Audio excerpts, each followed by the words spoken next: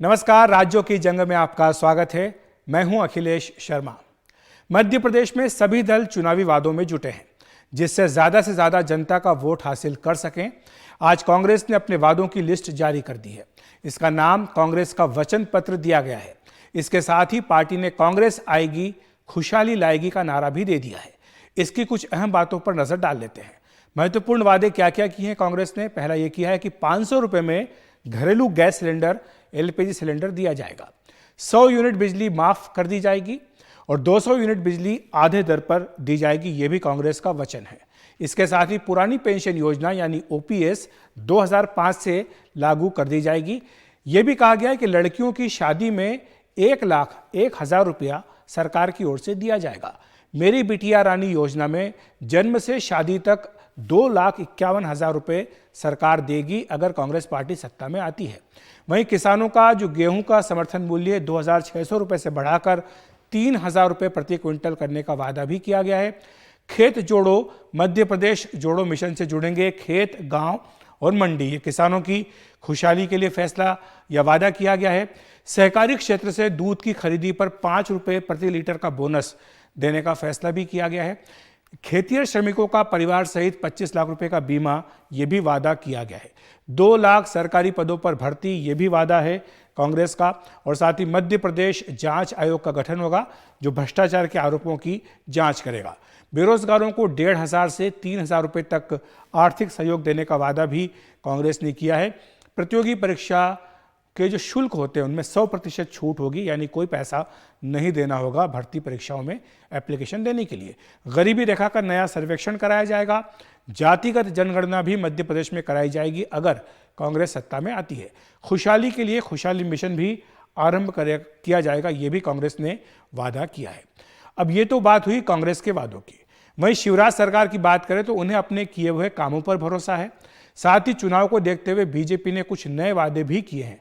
कई वादे तो वो लगातार करते आ ही रहे थे सरकार में रहते हुए, अब कुछ नए वादे भी चुनाव के मद्देनजर किए। हालांकि संकल्प पत्र या बीजेपी का जो मैनिफेस्टो बाद में जारी होगा। जो लोग लंबे समय से मध्य प्रदेश में हैं लेकिन जिनके पास जमीन नहीं है, उन्हें सरकार की ओर से जमीन दी जाएगी अगर बीजेपी फिर से सत्ता में आती है तो। लाडली योजना का मासिक लाभ चरणों में बढ़ाकर 3,000 रुपये किया जाएगा, यह घोषणा भी हो चुकी है। जिन महिलाओं को अभी तक लाडली योजना का लाभ नहीं मिला है उन्हें भी शामिल करने का वादा किया जा रहा है। इस साल मार्च में लाडली योजना की शुरुआत हुई थी और अब इसे लगातार बढ़ाया जा रहा है। पात्र महिलाओं को अभी फिलहाल 1,250 रुपये हर महीने दिए जाते हैं। लाडली बहना उज्ज्वला के लाभार्थियों को 450 रुपये में गैस का सिलेंडर दिया जाएगा। वहाँ कांग्रेस ने 500 बोला था, यहाँ बीजेपी 450 बोल रही है। सीखो कमाओ योजना की शुरुआत भी अभी की गई है। साथ ही 12वीं में जो परीक्षा में टॉप करेंगी छात्राएं, उन्हें स्कूटी भी सरकार अपनी ओर से देगी। और साथ ही ये भी कहा जा रहा है बीजेपी की ओर से कि लोगों को भ्रमित करके वोट लेने की कांग्रेस की नीति है। तो यही अपनी अपनी घोषणाएं हैं।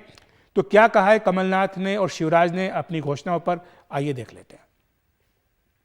कांग्रेस पार्टी के वचन पत्र के लिए हमें 9,000 से अधिक सुझाव आए। 9,000 से अधिक सुझाव आए। अब सब सुझाव का अपना महत्व है। सब सुझाव मेरे लिए कीमती सुझाव थे। हमारे वचन पत्र में आम जन से जुड़े 59 मुख्य विषय हैं को शामिल किया गया है। वचन पत्र में 225 मुख्य बिंदु हैं और 1290 वचन हैं। कांग्रेस का वचन पत्र नहीं, ये झूठ पत्र है। 5 साल पहले भी उनने 900 से ज्यादा वचन दिए थे जनता को, उनमें से 9 भी पूरे नहीं किए। एक नहीं अनेकों वचन दिए थे, सारे के सारे झूठे निकले और आज फिर महा झूठ पत्र प्रस्तुत कर दिया। इस झूठ पर अब जनता भरोसा नहीं करने वाली। जनता जानती है कि भारतीय जनता पार्टी जो कहती है वो करती है। अरे हम तो जो नहीं कहते वो भी करते हैं। और वही मध्य प्रदेश के चुनाव में इस बार एक नया शब्द आया है, कपड़ा फाड़। बीजेपी इस शब्द को लेकर तंज कस रही है। कांग्रेस के नेता भी घोषणा पत्र के मंच पर हंसी ठिठोली के बीच शब्द बाण चला रहे हैं।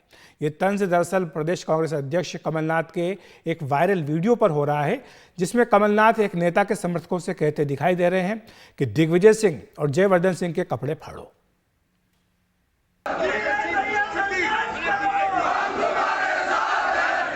नवरात्र के पहले दिन कांग्रेस ने 144 उम्मीदवारों की सूची जारी की, लेकिन लिस्ट को लेकर कई जगह बवाल हुआ।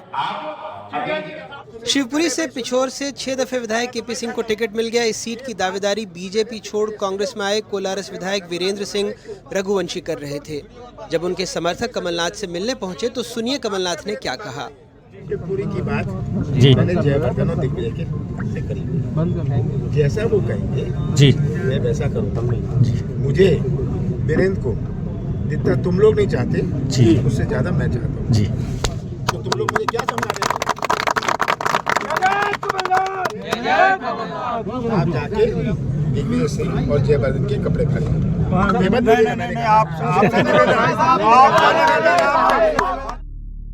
केपी सिंह दिग्विजय सिंह के करीबी माने जाते हैं, तो वीरेंद्र रघुवंशी को कमलनाथ ने पार्टी में शामिल करवाया था।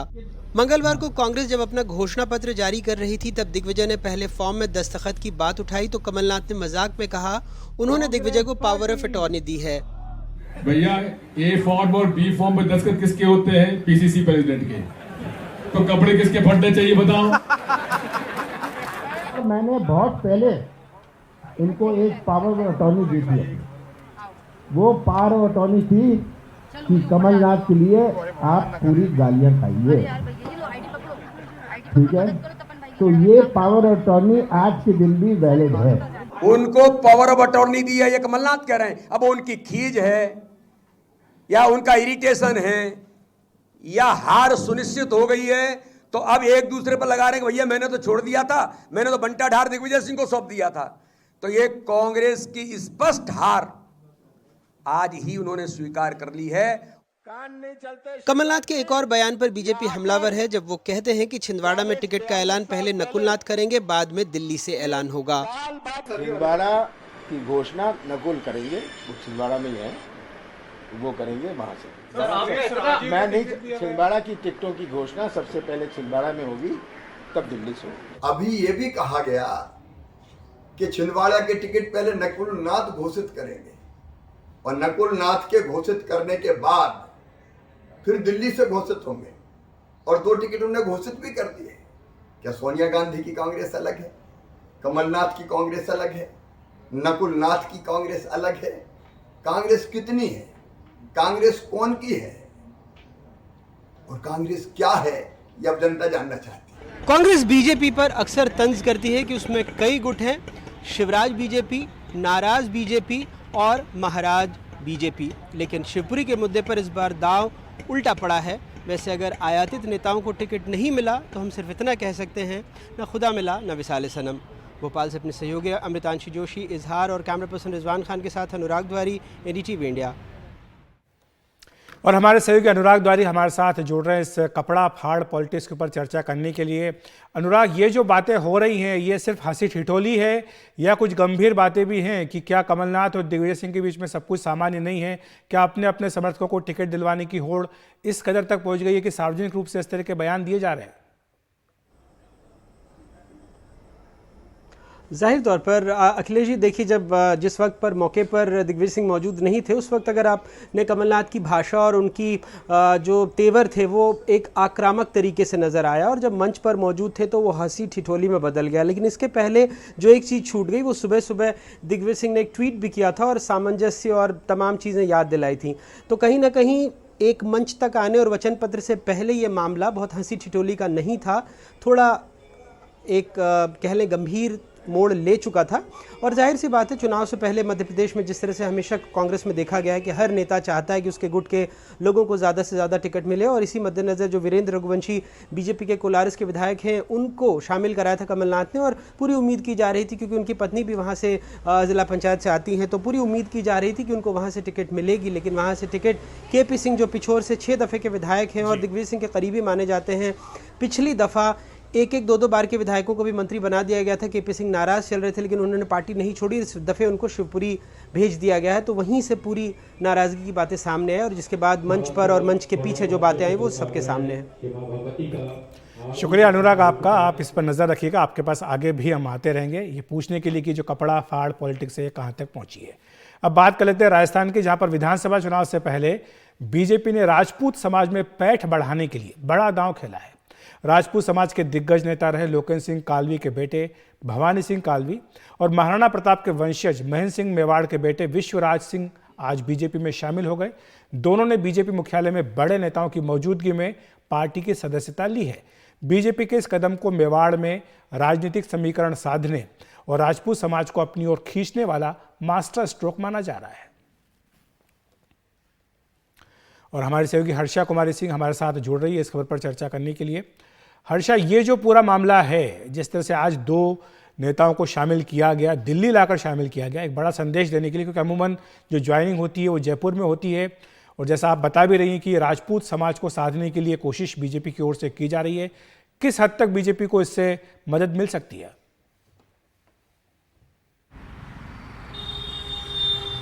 देखिए, जो राजपूत समाज है वो ट्रेडिशनली बीजेपी का वोट बैंक माना जाता है, लेकिन यहाँ पर बीजेपी ने बहुत स्ट्रेटेजिकली और एक रणनीति के तहत उन लोगों को शामिल किया है जिनका कहीं ना कहीं एक पॉलिटिकल और एक ऐतिहासिक हिस्टोरिकल लेगेसी है।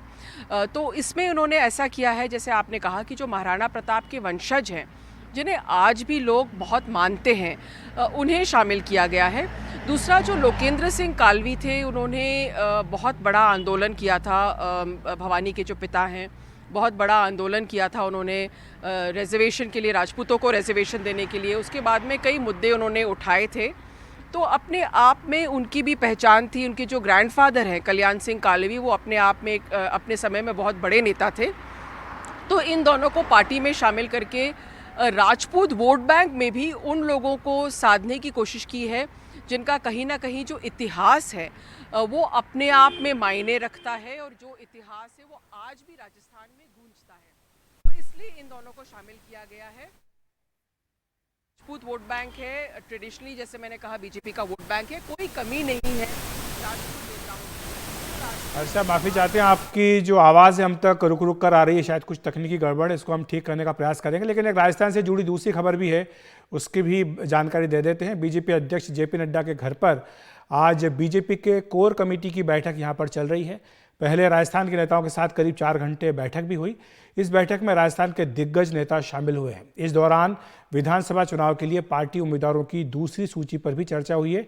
बीजेपी की पहली सूची आई जिसमें 41 नाम थे और इसके बाद कई सीटों पर विरोध देखने को मिला था।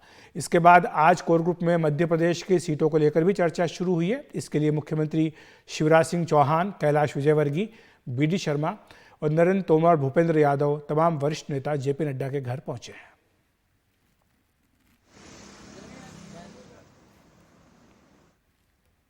और राज्यों की जंग में ले लेते हैं एक ब्रेक। ब्रेक के बाद बताएंगे कांग्रेस की क्या चर्चा हो रही है उम्मीदवार तय करने के लिए।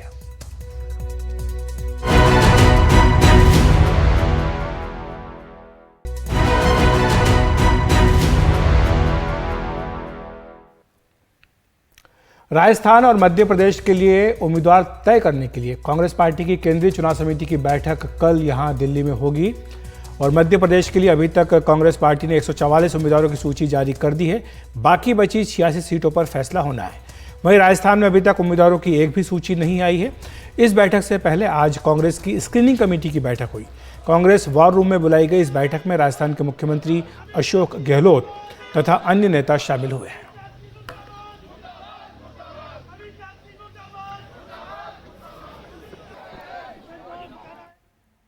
तो राज्यों की जंग में आज इतना ही। नमस्कार।